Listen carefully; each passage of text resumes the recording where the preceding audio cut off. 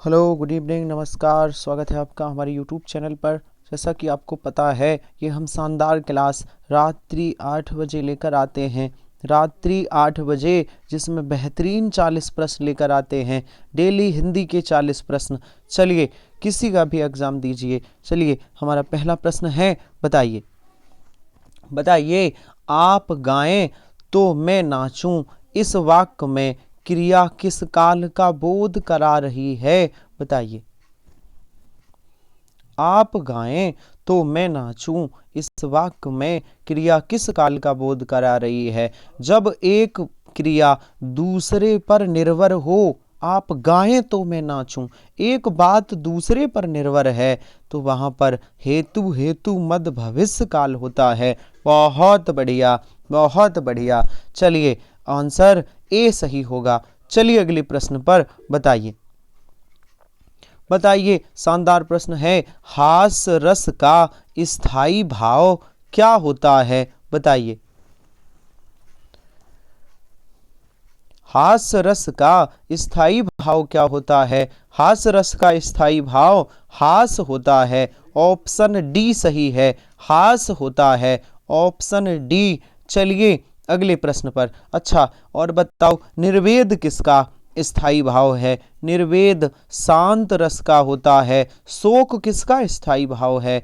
करुण रस का होता है। और रति स्थायी भाव किसका है? श्रृंगार रस का होता है। इस प्रकार इस प्रश्न का जवाब होगा ऑप्शन डी। चलिए अगले प्रश्न पर चलते हैं।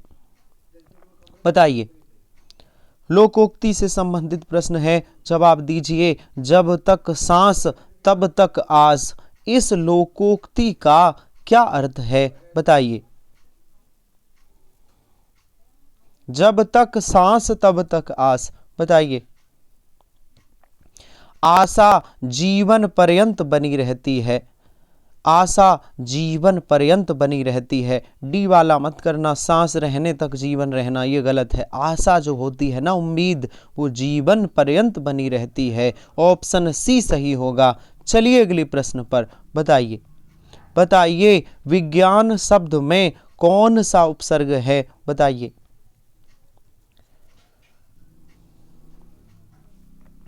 विज्ञान शब्द में कौन सा उपसर्ग है? सर, विज्ञान शब्द में वी उपसर्ग है। ऑप्शन बी सही होगा, विज्ञान में वी उपसर्ग है। बहुत बढ़िया। चलिए अगले प्रश्न पर बताइए। बताइए, अगला शानदार प्रश्न है, छत्तीसगढ़ी किस हिंदी की बोली है? बताइए। छत्तीसगढ़ी किस हिंदी की बोली है? सर, छत्तीसगढ़ी पूर्वी हिंदी की बोली है। ऑप्शन डी सही है। पूर्वी हिंदी से तीन निकली हैं, अवधी, बघेली और छत्तीसगढ़ी। तीन भाषाएं, तीन बोलियां पूर्वी हिंदी से निकली हैं। आंसर सही होगा डी। चलिए अगले प्रश्न पर बताइए। बताइए अगला प्रश्न। बताइए, यथासंभव दूसरों की मदद करो, इस वाक्य में किस प्रकार का क्रिया विशेषण का प्रयोग हुआ है? बताइए। यथासंभव दूसरों की मदद करो, इस वाक्य में किस प्रकार के क्रिया विशेषण का प्रयोग हुआ है? जल्दी बताइए, कहां पर है क्रिया विशेषण? बताइए। तो देखिए, ये शब्द में क्रिया विशेषण है, यथासंभव में क्रिया विशेषण है। तो कौन सा क्रिया विशेषण है? यथासंभव, जैसे शब्द होते हैं यथासंभव, है ना, जल्दी जल्दी, तेज, ये कौन से शब्द हैं? सर, ये रीतवाचक शब्द हैं। रीतवाचक क्रिया विशेषण, रीतवाचक। और जैसे मैं कह दूं, वह शाम को आया, शब्द शाम हो, सुबह हो, दोपहर हो, समय दिया हो तो कालवाचक, क्रिया के होने का ढंग बताए तो रीतवाचक, है ना। वह तेज दौड़ता है, रीतवाचक। तो यथासंभव भी रीतवाचक क्रिया विशेषण है। ऑप्शन ए सही होगा। चलिए अगले प्रश्न पर बताइए। बताइए, अगला प्रश्न है, जल्दी से बताइए, सही वर्तनी वाला शब्द कौन सा है? बताइए। सही वर्तनी वाला शब्द कौन सा है? ऑप्शन बी, उपलब्ध कैसा लिखा जाएगा? ऑप्शन बी सही है। चलिए अगले प्रश्न पर बताइए। बताइए द्वैताद्वैतवाद के प्रवर्तक कौन है? पता है तो बताओ। बहुत बेहतरीन, 8वां प्रश्न है, जवाब दीजिए। द्वैताद्वैतवाद के प्रवर्तक कौन हैं? निम्बार्क होते हैं। निम्बार्क इसके प्रवर्तक हैं। ऑप्शन ए सही है। चलिए अगले प्रश्न पर, और बहुत बेहतरीन प्रश्न है, कई बार एग्जाम में रिपीट हुआ है। गोवा राज्य की राजभाषा कौन सी है? बताइए। गोवा राज्य की राजभाषा कौन सी है? सर गोवा में कोंकणी राजभाषा, कोंकणी। ऑप्शन डी सही है। चलिए अगले प्रश्न पर बताइए। बताइए, शानदार प्रश्न है, 10वां प्रश्न है, बताइए। पढ़िए प्रश्न। तारे आकाश में चमक रहे हैं, इस वाक्य में आकाश में किस प्रकार का क्रिया विशेषण है? आकाश में ये शब्द है, इसमें कौन सा क्रिया विशेषण है? बताइए। तारे कहां चमक रहे हैं? आकाश में। तो आकाश में एक स्थान है, आकाश में ये क्या है? एक स्थान का सूचक है ये शब्द आकाश में। तो स्थानवाचक क्रिया विशेषण, स्थानवाचक क्रिया विशेषण, ऑप्शन डी सही होगा, स्थानवाचक क्रिया विशेषण। चलिए अगले प्रश्न पर बताइए। बताइए, बहुत बेहतरीन प्रश्न है। अरण्य रोदन मुहावरे का अर्थ क्या है? बताइए।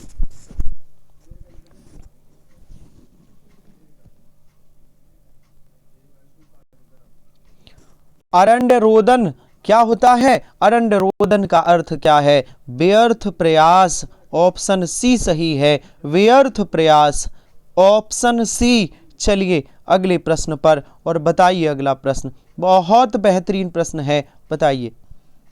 इनमें से कौन सा शब्द एक से अधिक उपसर्गों से बना है? बताइए। जिस शब्द में एक से अधिक उपसर्ग हों वो शब्द बताओ। तो देखिए कौन सा शब्द है? असुरक्षित। असुरक्षित में एक से अधिक उपसर्ग हैं, 2 उपसर्ग हैं। देखिए, एक है आ प्लस सा, सु उपसर्ग प्लस रक्षित, ऐसे लिखा जाएगा। रक्षित मूल शब्द है, इसमें सु और आ 2 उपसर्ग छिपे हुए हैं। ऑप्शन बी, असुरक्षित में 2 उपसर्ग हैं, एक से अधिक उपसर्ग हैं। बहुत बढ़िया। चलिए बताइए। बताइए अगला प्रश्न, स्त्रीलिंग शब्द कौन सा है? शानदार प्रश्न, रोज करवाते हैं। स्त्रीलिंग पुल्लिंग से प्रश्न रोज आता है, गलत ना हो। बताइए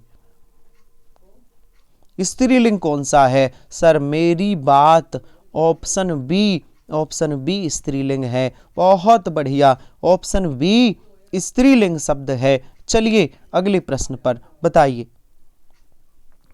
बहुत बेहतरीन वर्णमाला से प्रश्न है, बताइए पता है तो। तालव्य महाप्राण घोष वर्ण का उदाहरण कौन सा है? बताइए।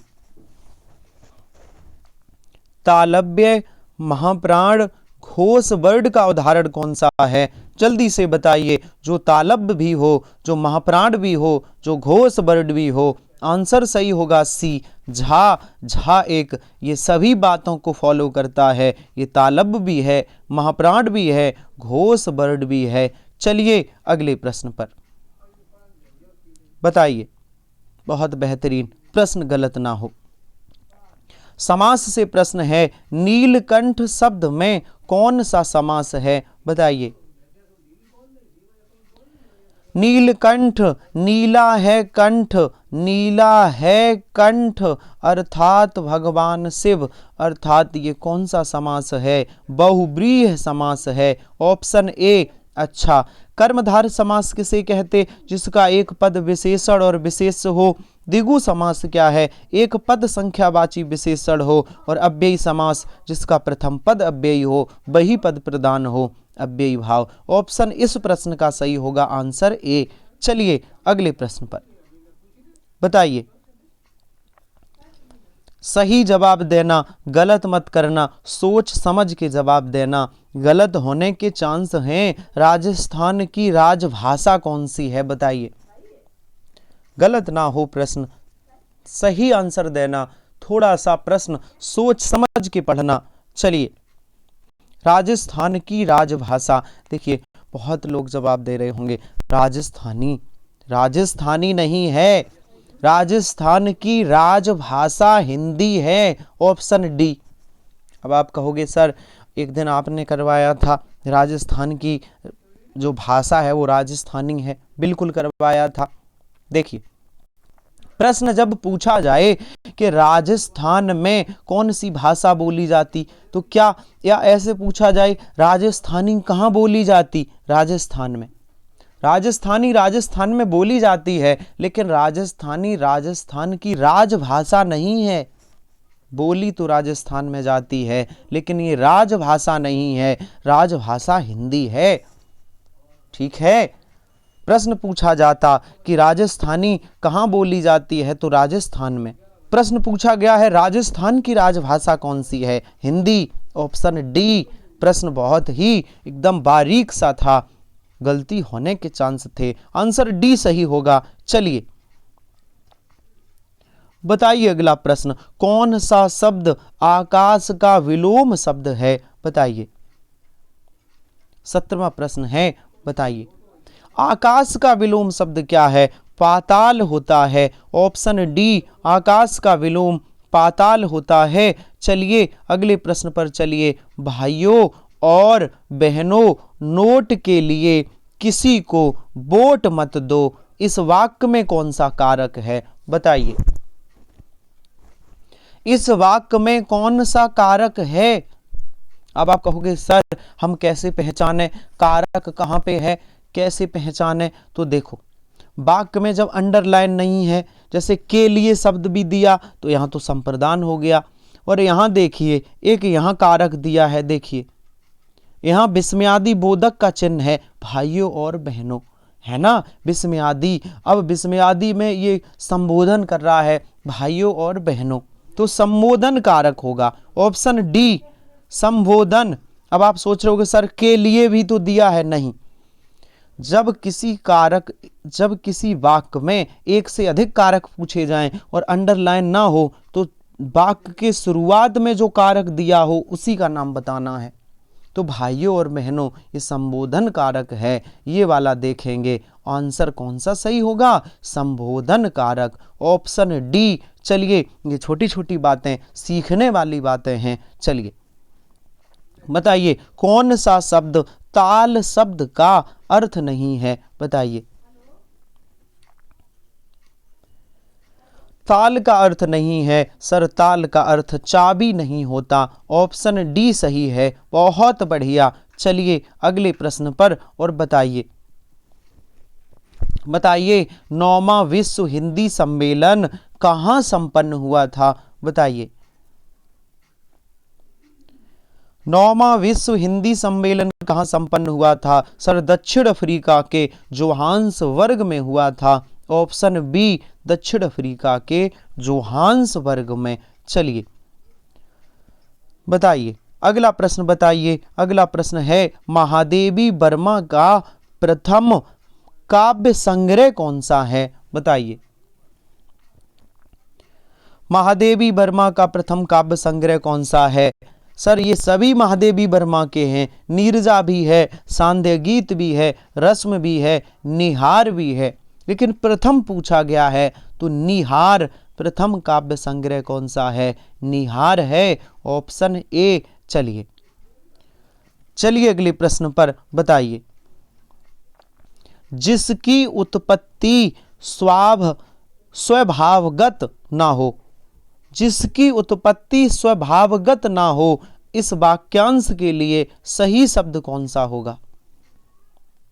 जिसकी उत्पत्ति, उत्पत्ति का मतलब है जिसे अपने आप, जिसका जन्म ना हुआ हो, जिसे अपने आप उत्पन्न ना किया गया हो, जो चीज अपने आप ना बनी हो, जिसे बनाया गया हो उसे कृत्रिम कहते हैं। आंसर बी, जिसे बनाया गया हो उसे कृत्रिम कहते हैं। है ना। स्वाभगत का मतलब होता है प्राकृतिक, तो ये सभी प्राकृतिक हैं, सभी प्राकृतिक हैं। ऑप्शन बी कृत्रिम, इसे बनाया गया है, मनुष्य द्वारा बनाई गई वस्तुओं को कृत्रिम कहते हैं। चलिए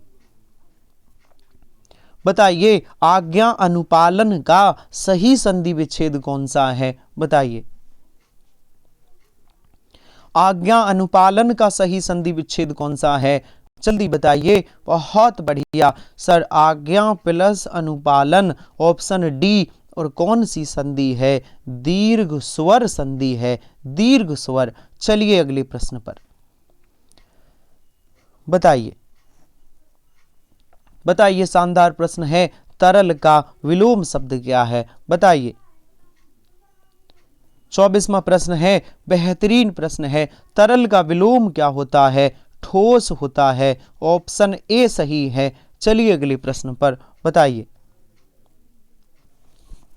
बताइए अगला प्रश्न बताइए, एक्शन, एक्शन का हिंदी पर्यायवाची क्या है।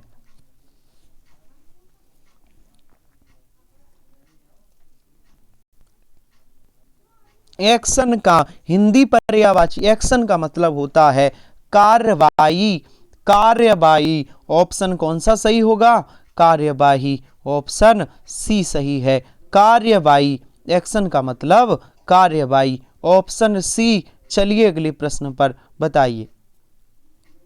बताइए आज, आज मुझे बहुत काम है, इस वाक्य में बहुत किस प्रकार का विशेषण है, बताइए।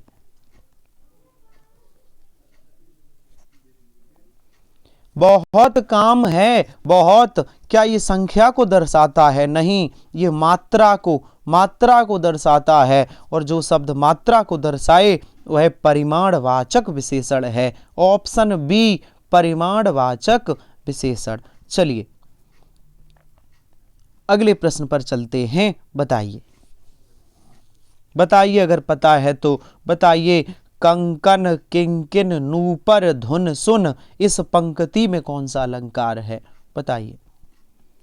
सर ये तो पता है, इसमें अनुप्रास है। अब अनुप्रास का कौन सा भेद है, तो वृत्यानुप्रास है, वृत्यानुप्रास, आंसर डी सही है। चलिए बताइए अगला प्रश्न बताइए, किस कृति के लिए अनामिका को साहित्य अकादमी पुरस्कार मिला था, बताइए। किस कृति के लिए अनामिका को साहित्य अकादमी पुरस्कार मिला था, साहित्य अकादमी, बताइए। किसके लिए मिला था, टोकरी में दिगंगत थेरी गाथा, टोकरी में दिगंगत थेरी गाथा के लिए मिला था। चलिए अगले प्रश्न पर चलते हैं, बताइए। तैराक शब्द में कौन सा प्रत्यय है, बताइए।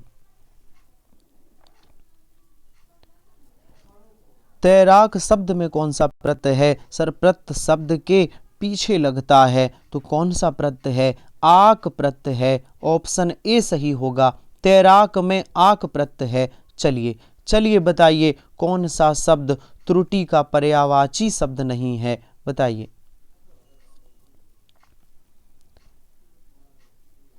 त्रुटि का पर्याय, सर त्रुटि मीन्स गलती भी होती है, त्रुटि मीन्स भूल चूक होती है, त्रुटि मीन्स अशुद्धि होती है, त्रुटि मीन्स पल नहीं होता, पल का मतलब होता है एक क्षण, मूवमेंट। चलिए ऑप्शन डी सही होगा, बहुत बढ़िया। चलिए अगले प्रश्न पर बताइए।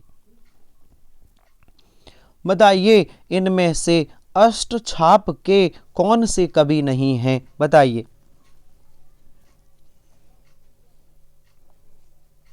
अष्टछाप में, अष्टछाप क्या था, सर 8 कवियों के समूह को अष्टछाप कहा जाता है। और इसकी जो अष्टछाप की जो स्थापना है वो विट्ठलनाथ ने की थी। इसमें 4 शिष्य विट्ठलनाथ के थे और 4 वल्लभाचार्य के थे। इसमें कौन शामिल नहीं था, नाभादास शामिल नहीं थे, ऑप्शन बी सही है, नाभादास शामिल नहीं थे। चलिए बताइए अगला प्रश्न, आपकी यात्रा सुखद हो, यह किस प्रकार का वाक्य है, बताइए। आपकी यात्रा सुखद हो, यह किस प्रकार का वाक्य है, जल्दी से बताइए। यह इच्छावाचक वाक्य है। ऑप्शन बी यह इच्छावाचक वाक्य है। बहुत बढ़िया। चलिए अगले प्रश्न पर बताइए। तुमको पीड़ा मैं ढूंढा, तुम में ढूंढूंगी पीड़ा, यह उक्त किस रचनाकार की है? यह पंक्ति किसने लिखी है? ये जो पंक्तियां हैं ये किसने लिखी हैं? 33वां प्रश्न जयशंकर प्रसाद ने लिखी हैं। ऑप्शन बी किसने लिखी हैं? जयशंकर प्रसाद ने। चलिए बताइए अगला प्रश्न है ईमानदार शब्द क्या है? बताइए। ये तद्भव है, तत्सम है, देशज है, विदेशज है। वैसे तो ईमानदार एक विशेषण है, वैसे तो विशेषण है, लेकिन ये विदेशज शब्द है। ध्यान रहे ईमानदार विदेशज शब्द है। तो विदेशज है किस भाषा का? फारसी भाषा का शब्द है। ईमानदार फारसी भाषा का विदेशज शब्द है। Option C. चलिए बताइए इनमें से कौन सा शब्द झंडा का पर्यायवाची है? बहुत शानदार, बहुत लाजवाब। बताइए सर झंडा का पर्यायवाची कौन सा है? पताका। पताका झंडा का पर्यायवाची है। ऑप्शन डी सही है। चलिए बताइए अगला प्रश्न है, अगला शानदार प्रश्न है करुणालय के रचनाकार कौन है? बताइए करुणालय के रचनाकार कौन हैं? जयशंकर प्रसाद हैं। जयशंकर प्रसाद हैं। ऑप्शन बी करुणालय के रचनाकार जयशंकर प्रसाद हैं। बहुत बढ़िया। चलिए मृत्तिका शब्द का तद्भव रूप क्या है? बताइए बताइए मृत्तिका का तद्भव रूप क्या है? बहुत बढ़िया। मृत्तिका को मिट्टी कहते हैं। ऑप्शन बी सही है। मृत्तिका को क्या कहते हैं? मिट्टी कहते हैं। चलिए आगे चलते हैं। अगला प्रश्न बताइए।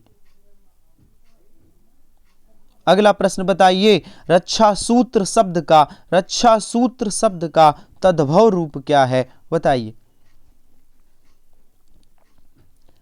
रक्षा सूत्र शब्द का तद्भव रूप क्या है? जल्दी से बताइए। रक्षा सूत को राखी कहते हैं। ऑप्शन सी राखी कहते हैं। और चलिए अगले प्रश्न पर अगला प्रश्न बताइए। बताइए कौन सा शब्द काल शब्द का अर्थ नहीं है? जल्दी से बताइए। काल मीन्स यमराज होता है, काल मीन्स समय होता है, काल मीन्स शत्रु होता है। आने वाला कल, काल मीन्स आने वाला कल नहीं होता। ऑप्शन सी सही है। और चलिए आज का आखिरी प्रश्न है। बताइए बताइए पता है तो बताओ, पता है तो बताओ। 40वां प्रश्न है तुलसीदास सीदति निस दिन, देखत तुम्हार निठुराई, कौन सा अलंकार है? बताइए कौन सा अलंकार है? बताइए जल्दी से बताइए कौन सा अलंकार है? तुलसीदास सीदति निस दिन, देखत तुम्हार निठुराई, कौन सा अलंकार है? जल्दी से बताओ।